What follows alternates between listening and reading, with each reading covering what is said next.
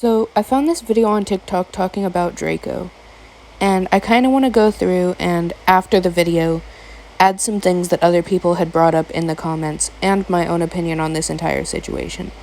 Disclaimer, if you do not agree, that's totally fine, but everyone is allowed to have their own opinions. That being said, I don't think this is going to happen, but please do not attack me in the comments. I will be taking feedback, but I do not want to deal with all the negativity. If you don't like this character, that's totally fine. Just know that there are some people who do like the character and who may agree with this.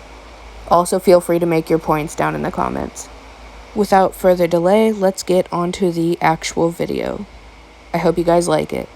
Draco Malfoy is by no means a simple character, but he's a character we've seen plenty of times before. So let's get into this one.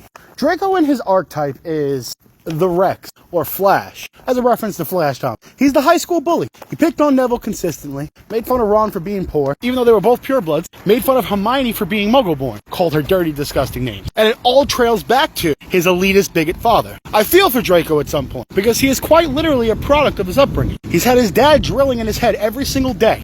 You're superior. You're better than everybody.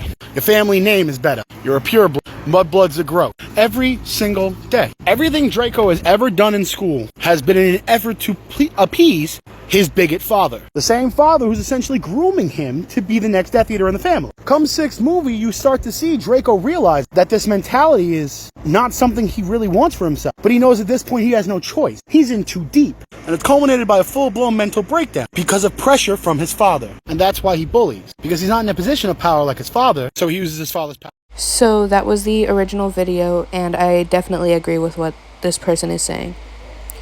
The first other point that I wanted to add to this is, along with making sure that Draco knows he's better than everyone, Lucius pretty much expects it of him.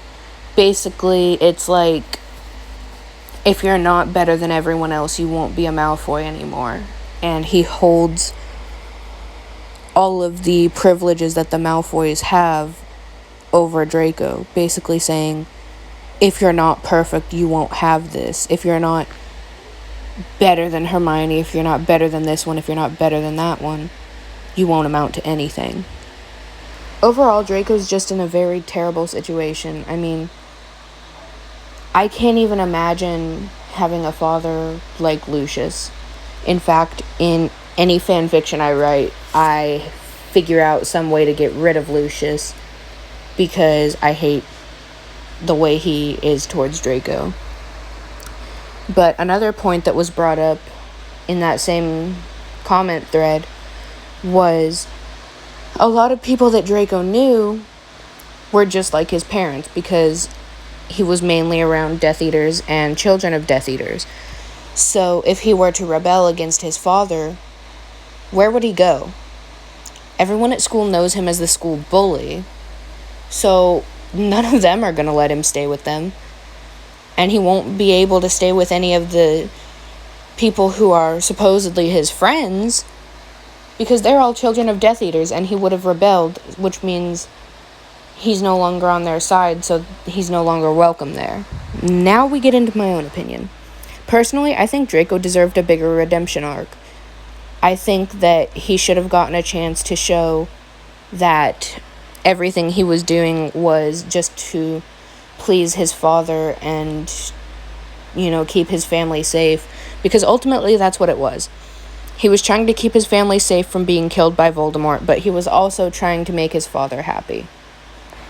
I think overall, Draco would be an extremely caring person. He just would not like to show it because of the way he was raised. He feels like he has to be so uptight and so, I'm better than everyone. I don't have to care about anyone. Everyone should be doing what I want, when I want, how I want. And I would like to think that if he had not been raised the way he was, that would not be his personality. Yeah, he might still be a little closed off to people, but he wouldn't be a bully. He wouldn't be the way he is, basically. I also would like to think that the only real reason that Narcissa even deals with Lucius is obviously it was an arranged marriage, but I would like to think the only reason she really tolerates him is for Draco's safety. I think she would be worried that if she were to try to leave and take Draco with her, that Lucius would either retaliate or he would get the Dark Lord involved. But again, that's just my opinion. If you guys want to hear my opinion about any more Harry Potter characters, comment them down below, along with some points that I can start with for talking about them.